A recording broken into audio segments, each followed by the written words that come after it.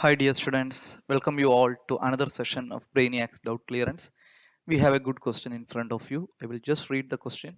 For a reaction A plus 2B giving C, the amount of C formed by starting the reaction with 5 moles of A and 8 moles of B is. Okay, so it's a clear case. You are given a hypothetical reaction, correct?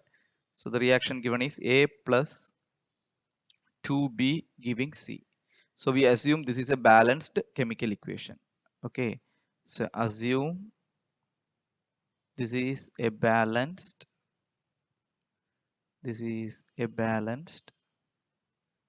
chemical equation. Correct. Okay. Now we will apply the concept of stoichiometry. Tell me what is the stoichiometric ratio? So if I see the stoichiometric ratio, you could see stoichiometric ratio is equal to 1 is to 2 is to 1. Okay, now which terms we need to relate? They are asking you the amount of C. Okay, C they are asking, formed by starting the reaction with 5 moles of A and 8 moles of B. So we need to link between these three actually.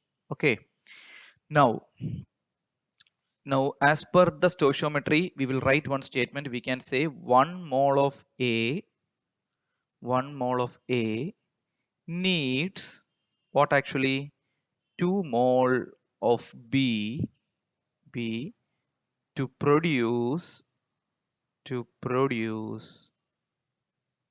how much? 1 mole of C. Correct.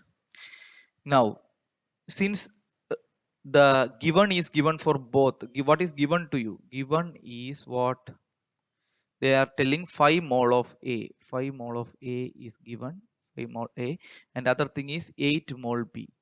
And I have taught you, whenever you have reactant, more than one reactants given is given, then there is a case of what? Limiting reagent can come into picture. So we need to check which one is the limiting reagent. Okay, but since here we know that the molecular mass or nothing, we don't know about it. So what we should do, how to find the limiting reagent? There is a shortcut I have taught you. So what you need to do is take the value, given value, okay, that is 5 mole, divide by the stoichiometric coefficient. Stoichiometric coefficient of A is 1, so you are getting 5. Okay, and similarly take the given value, that is 8, and take the stoichiometric coefficient, that is 2 for B, then that value will become 4. Now compare these two values, compare. Okay, so on comparison, which one is a lower value? Which one is the lower value? That will be the limiting reagent. That will be the limiting reagent. So I understood that B is the limiting reagent here. B is the limiting reagent. This is a common technique. Okay. So B is the limiting reagent. Now everything we can say reaction will proceed according to the limiting reagent. So I know that as per stoichiometry, 2 mole of B, how you can write? Needs 1 mole of A, and 2 mole of B will produce what? It will produce 1 mole of C. Correct? 1 mole of C. Now check how many moles of B is present with you. You are given 8 moles. Now we need to convert this 2 mole of B to 8 moles. How to do that? Multiply by 4. When you are multiplying, here also you multiply by 4, here also you multiply by 4. So I can write now, how I can write?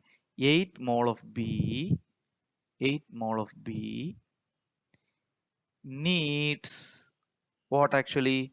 4 mole of A, and what it will produce? It will produce 4 mole of C. So I got the answer. So how much amount of C will be produced? 4 moles of C will be produced. And how much mole of A will be consumed? 4 mole of A will be consumed. So how much of mole of A will be left behind? I know that 5 mole of A is taken. So amount of A left behind is how much? 5 minus 4. Correct. I will note down that also. Amount of A left behind after the reaction, left behind, is initial value, that is 5 mole minus the final 5 minus 1 mole will be left behind.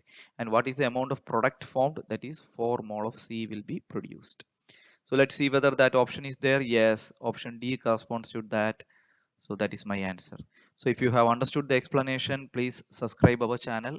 And if you need more theory lectures, you can contact Brainiacs Classes. Thank you.